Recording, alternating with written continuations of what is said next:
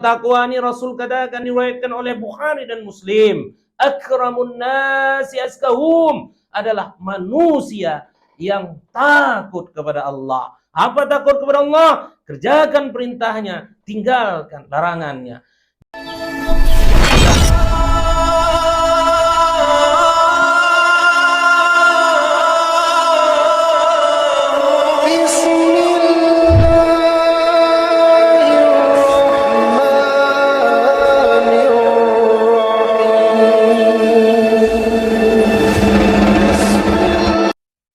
Assalamualaikum warahmatullahi wabarakatuh.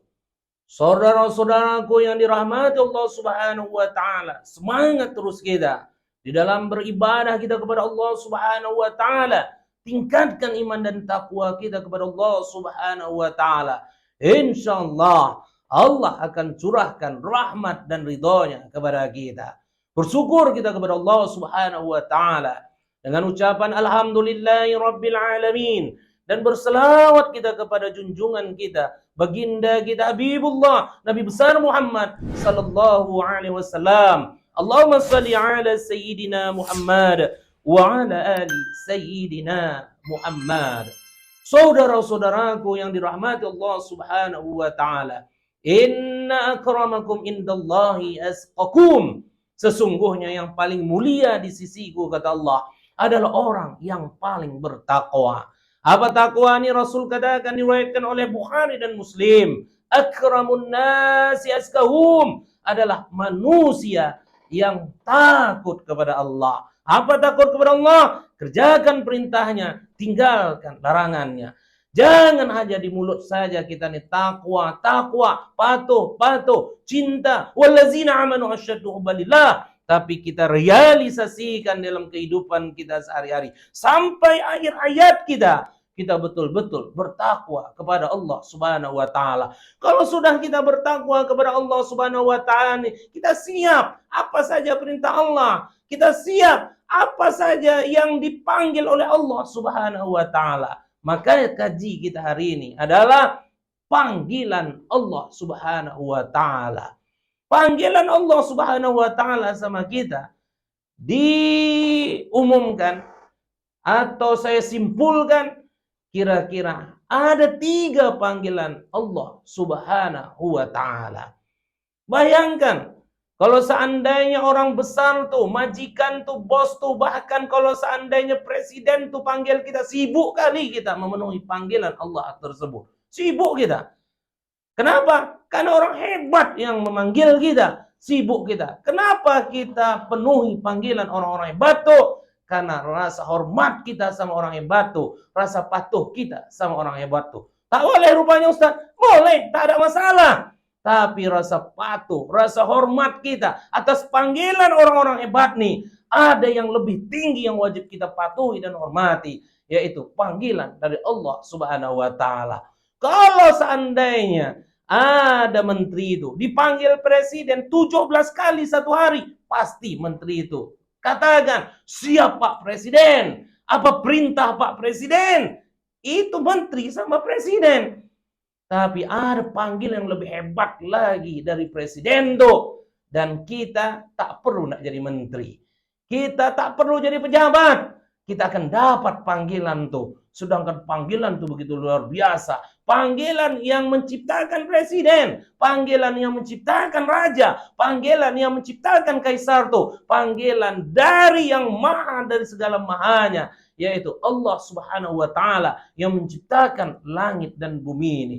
Allah cuma panggil kita, wahai saudara-saudaraku, cuma 3 kali. 3 kali. Seumur hidup, itu pun kadang kita payah untuk mematuhinya. Panggilan yang pertama adalah Ija sami'tan nida fajib da'i Allah. Ketika kalian dengar panggilan azan tuh, maka penuhilah panggilan Allah tuh. Wahai saudaraku, apapun aktivitas kita, mau ke ladang kita, mau ke sawah kita, mau ke laut kita, mau berdagang kita, apapun kerjaan kita, mau lagi rapat kita, apapun sibuk kita, apabila ada panggilan Allah tuh, Allahu Akbar, Allahu Akbar, maka kita tinggalkan semua aktivitas kita karena Allah lagi panggil kita. Wahai saudaraku, kalau ini betul-betul kita penuhi.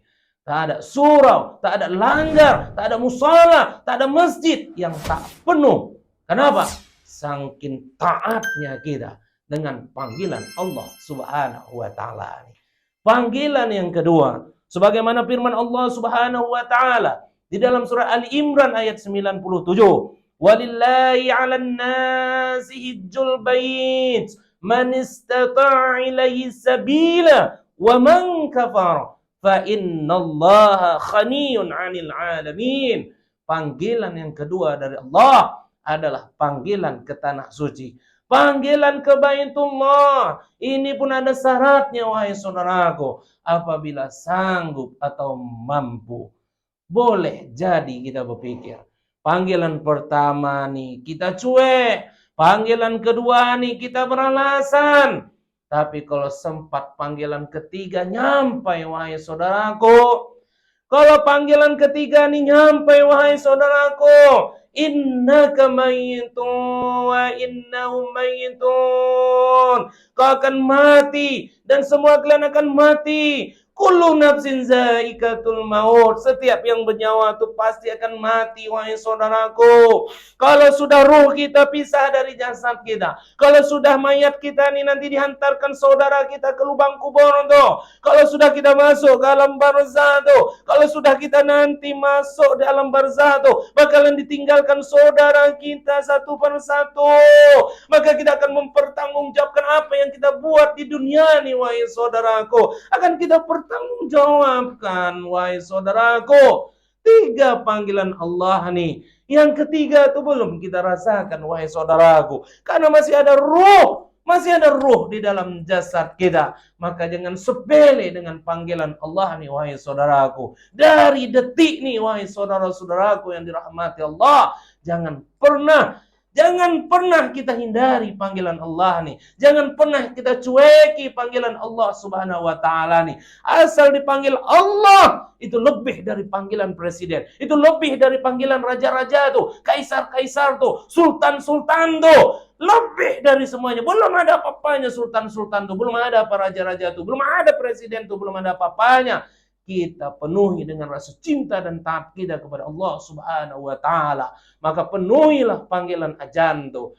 Maka penuhilah panggilan ke Baitullah tuh sebelum sampai panggilan terakhir, yaitu kematian ketika kita masuk ke alam lubang kubur itu. Semoga 3 panggilan yang kita kaji hari ini menyadarkan kita bahwa kita hidup tak lama di dunia ini, bahwa Allah akan panggil kita. Panggil kita. Allah panggil kita. Dan jangan pernah kita cuek dengan panggilan Allah Subhanahu wa taala. Penuhilah panggilan Allah ini. Semoga bermanfaat. Mohon maaf kalau ada penyampaian yang salah. Assalamualaikum warahmatullahi wabarakatuh.